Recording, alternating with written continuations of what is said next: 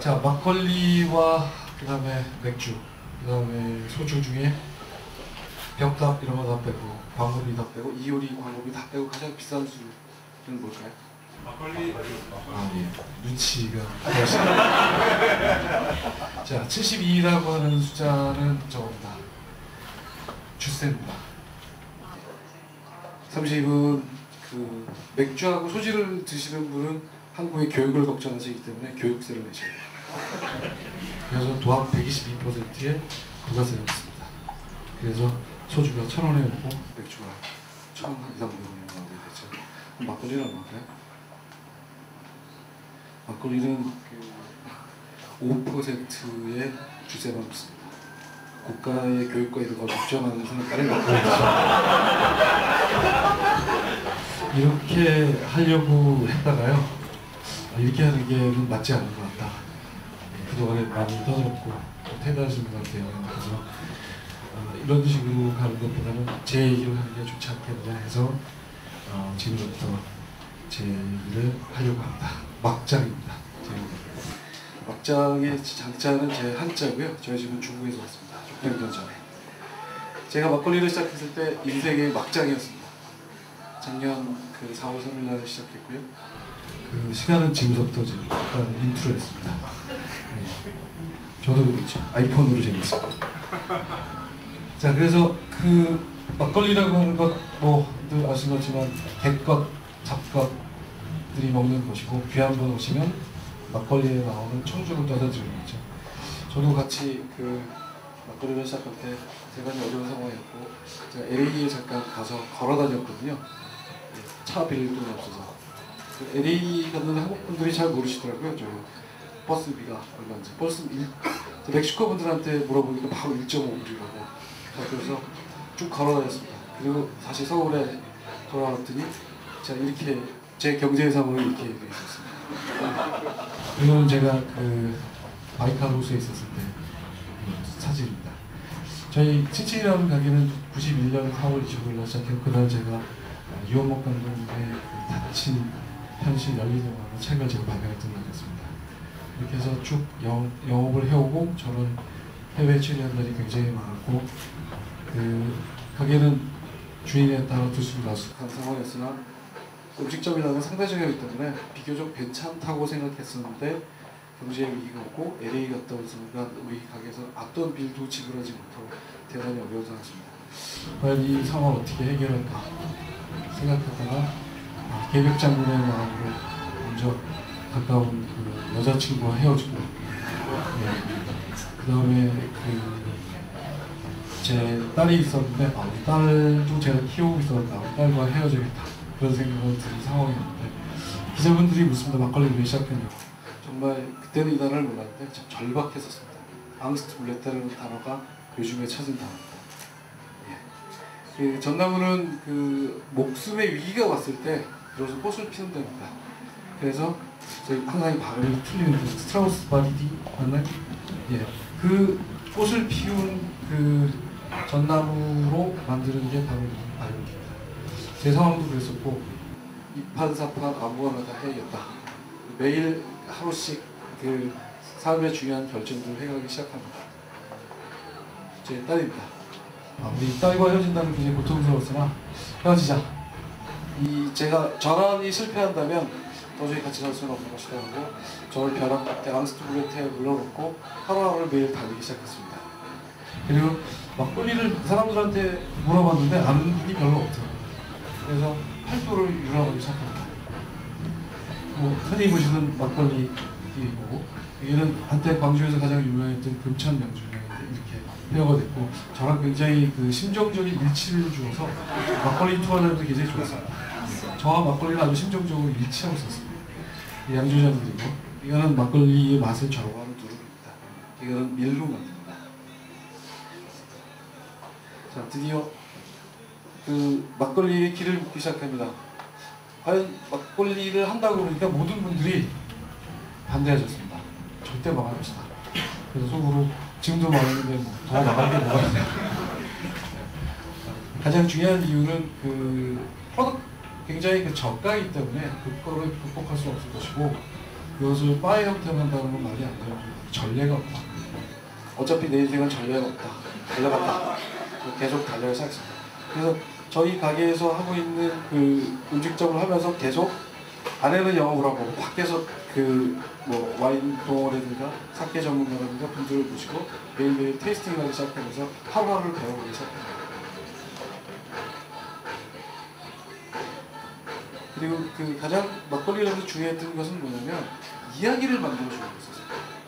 어떤 막걸리는 모던한 막걸리고 어떤 막걸리는 트래디셔널한 막걸리고 막걸리 이야기 용어가 없었기 때문에 와인처럼 와인의 용어를 빌거나 사케의 용어를 빌어서 막걸리를 제 스스로 설명하고 사람들하고 이야기하기 시작합니다.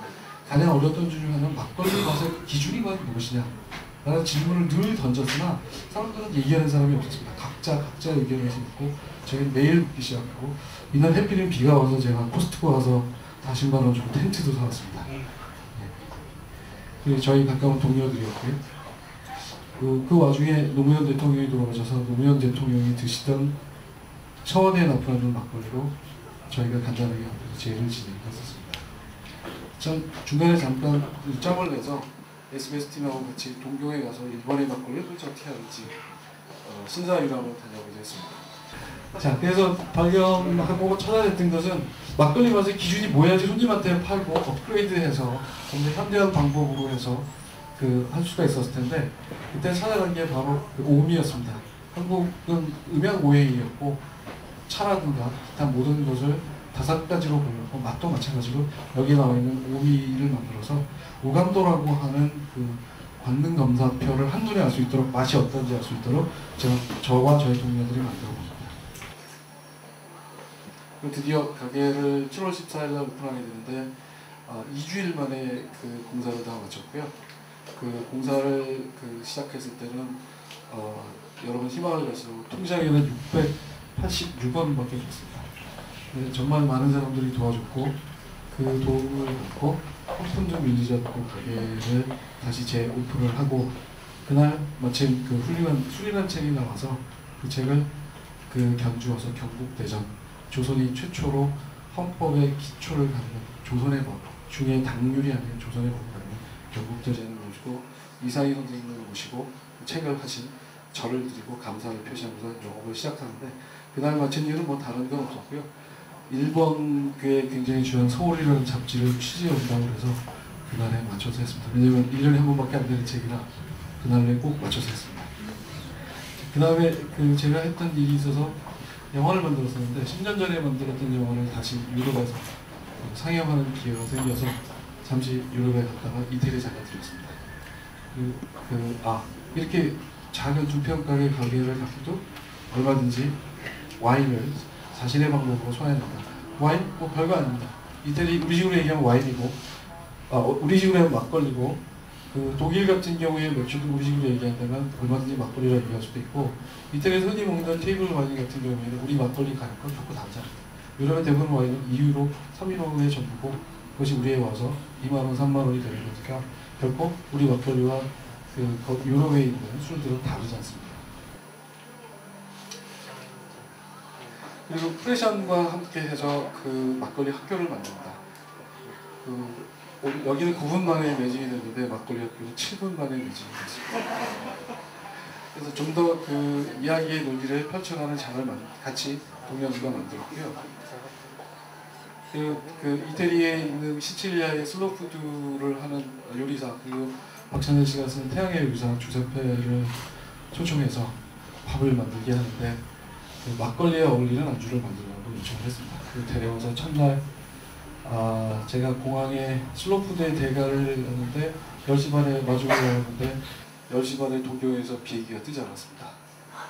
그래서 모든 가게가 다 닫아서 패스트푸드인 맥도날드에 앉아서 그를 기다리다 주세페 막걸리를 만들어냈다고 산타마리아께서 영감을 주십니다.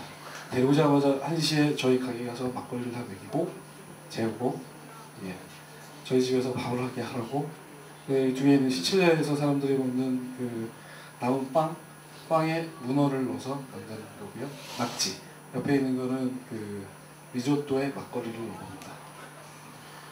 그리고 주세페와 막걸리를 만들면서 주세페 슬로푸드이기 때문에 어떤 인공 감미료도 넣지 않는 철학을 갖고 있고 그 철학이 맞는다고 생각해서 같이 세왕주저라고 하는 데에 가서 막걸리를 빚어달라고 부탁합니다. 이렇게 가서 그의 레시피를 갖고 주세페 막걸리 누보라는 거를 만들어냅니다. 한간 아무것도 없습니다. 아무것도 넣지 않습니다. 쌀과 20%의 우리 밀을 넣습니다. 우리 쌀과. 그게 시작이었고 이것이 40년이 걸렸어요. 아무것도 아닌 일이었어요. 그리고 저희 가게를 위한 100kg의 쌀만 갖고 만들어달라고 했어요. 전에는 저희가 수매했었기 때문에 이렇게 시작했던 일이 막걸리 학교에 이 누보라는 게 가게 되고 그 누보가 점점 커지기 시작합니다. 그래서 저희 가게에서 이런 기자 컨퍼런스를 하고 전 세계 보졸레 누보가 출시되는 날을 맞춰서 막걸리 누보도 한번 붙어보자 라고 하게 됩니다. 자, 여기서 제일 중요한 것 중에 하나는 그겁니다. 막걸리는 쌀로 만드는 건데 질문할 수 있는 겁니다. 여기는 이제 프랑스라고 바꿨는데 프랑스에서 미국 포도로 와인을 만들면 혹시 프랑스 와인인가요? 미국 와인인가요? 자, 일본의 미국 쌀로 사케를 빚으면 미국 사케일까요? 일본 사케일까요? 좀 대답하기 어렵습니다. 중국 배추로 서울에서 김치를 만들면 중국 김치인지 아니면 한국 김치인지 참 대답하기 어렵습니다. 한국에 있는 막걸리의 대부분은 미국산 밀가루로 만들고 여러분이 막걸리를 많이 드시면 또는 미국 한일사가 됩니다. 그래서 막걸리는 쌀로 빚어야겠다 그런 생각을 하게 되고 그리고 한국 농사에도 서서히 눈뜨기 시작합니다. 처음부터 제가 많이 말했던 게 아니라 일을 하나씩 해가면서 제 주변의 상황이 눈뜨기 시작하게 합니다. 자, 그래서 드디어 누보 막걸리라는 단어를 붙였는데 누보는 별거 아닙니다. 그냥 보졸레 누보에 누보를 띄워갖고 그래서 전혀 상관없는 막걸리에 누보를 붙여서 두 가지를 붙여봤습니다. 생각과 달리 제 의도와 달리 세상이 누보를 받아주기 시작합니다. 2009년에는 이 누보 막걸리를 시작했을 때는 한국에서 오직 3군데에서만 한국 쌀로 만들었습니다. 막걸리를. 그 막걸리는 2005년 지나간 것입니다. 이유는 굉장히 막걸리 가격이 저렴하기 때문에 한국 쌀로 만들면 도저히 판매할 수 없었고 지방에 있는 막걸리는 서울에 배고플 수 없었습니다. 누보 막걸리가 시작이 되고 11월 19일 보졸레 누보가 출시하는 같은 날 행사를 하겠다고 해서 양주장에 협조 공고를 보내고 그리고 30개의 막걸리 도가 참여하게 됩니다. 그리고 장태평 장관님께서는 올해 533개의 막걸리 도가에게 누보 막걸리를 만들게 하겠다고 정부에서 햅쌀 막걸리라고 부릅니다. 자, 이렇게 갑자기 세계가 이렇게 놀아나버려죠, 행사에서. 그리고 정부에서는 11월 19일 날 행사를 못하겠다. 이유는 우리가 준비가 안 돼서 우리는 12월 10일 날 한다. 따로 신세계백화점에서 정부에까지 햅쌀 막걸리 출시 기념 행사를 하게 됩니다. 그 뒤에 힘을 받아서 크리스마스 막걸리를 만들어봤습니다. 두 개를 만든 이유는 11월 24일 날 하나 드시고 25일 날 드시라고. 역시 한국산 올해로 그때 바로 추세했던 쌀로 만든 막걸리였었습니다. 저랑 절친했던 친구가 저한테 와서 너무나 수줍게 형, 저 이혼했습니다. 내일 모레 결혼합니다. 너무나 수줍게 뭔가 해줘야 되겠는데 제가 해줄 수 있는 건 막걸리여서 주세페 막걸리에 이렇게 네이버를 결혼해서 세계 최초로 결혼 필요한 술을 막걸리를 빚어서 제 후배에게 선물합니다. 그 뒤에 힘받아서 계속 막걸리를 만들기 시작합니다. 물론 호랑이 막걸리를 2종류를 만들었고요. 오른쪽에 있는 호랑이 소백산이라고 써있는 것은 노무현 대통령님께서 청와대에서 납품해서 드시던 만찬주입니다. 왼쪽에 있는 호랑이 막걸리는 유기농 쌀로 만들고요. 고시이별이라고 하는 90만원짜리 80kg의 굴쌀로 만든 막걸리입니다. 그리고 생떼를 써서 우기기 시작합니다. 막걸리는 디지털이다. 그 이유는 제가 만든 가게는 이제 바의 형태에서 가격도 대단히 비싼 집입니다. 그 이유는 요리사가 굉장히 중요하다고 생각하기 때문에 요리사의 중심, 요리 중심으로 가야 돼서 저가로서는 도저히 가게를 유지할 수가 없습니다. 그런 차에 과연 그러면 흔히 우리가 막걸리 파전, 아니면 김치, 여러 가지 안주가 있다고 얘기하시는데 그러면 그래서 막걸리는 도시적인 게 굉장히 디지털적이니까 도시에 가장 맞는 건 디지털. 가기 위해서는 그때는 아이폰이 없었기 때문에 아이터치로 프로그램을 만들었고 아이폰이 나오자마자 바로 앱에 올립니다. 그래서 막걸리 앱을 만들었고요. 동교회까지 가서 저희가 시음회를 마칩니다. 그리고 우연히 저희 막걸리 도각을 가다 저희 아버님 산소에 가게 되고 저희 아버님이 저를 컬링을 하셨는데 그때 그 지역에서만 아침에 먹었던 막걸리가 동네에서는 너무나 맛있다는데 저를 거의 도착하기 직전이었어요. 그리고 반감이 도착하기 시작합니다. 내가 굉장히 섣부른 사람이 들어와서 남의 편을 휘저는 게 아닌가라는 생각이 들고 고심에 차게 되고 막걸리를 만드는 게 중요한 게 아니라 이 당시 어떤지 대기업이 들어온다고 시작하는데 지방에 있는 80여 개나 되는 막걸리들은 경쟁력이 전혀 없는데 그들은 같이 더불어 어떻게 함께 살 수 있을까를 고민하는 끝에 드디어 국회까지 진출합니다. 막걸리는 우리 딸이다. 국회에서 컨퍼런스를 했고 이 컨퍼런스의 결과로 일본에 있는 이동 막걸리 우리의 유행이 다 일본에서 왔다고 생각하실 때 이동 재팬 일본 시장의 80%를 장악하고 있고 일본이 막걸리 수출의 84%를 하고 있습니다. 이동 재팬이 저희가 초대됐고 이유는 일본의 막걸리 부은 호상이다라는 걸 알고 있습니다. 일본의 총 막걸리의 수출액은 50억입니다. 작년에 한국시장이 4,200억을 팔았고 장수 막걸리가 1,200억을 팔았습니다. 50억과 1,200억, 4,300억.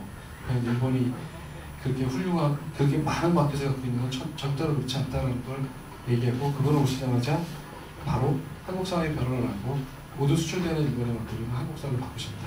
관광 가이드 보조를 했었고 그 가운데 속에서 캄보디아에 과연 내가 뭘 해야 될 것인가를 생각을 하게 됐었고 그런 캄보디아에 대한 이야기를 만들다가 제가 LA 감독도 시나리오 작가가 LA 있었기 때문에 거기 갔었습니다. 제가 앞으로 한다면 이런 사람이 됐으면 좋겠습니다.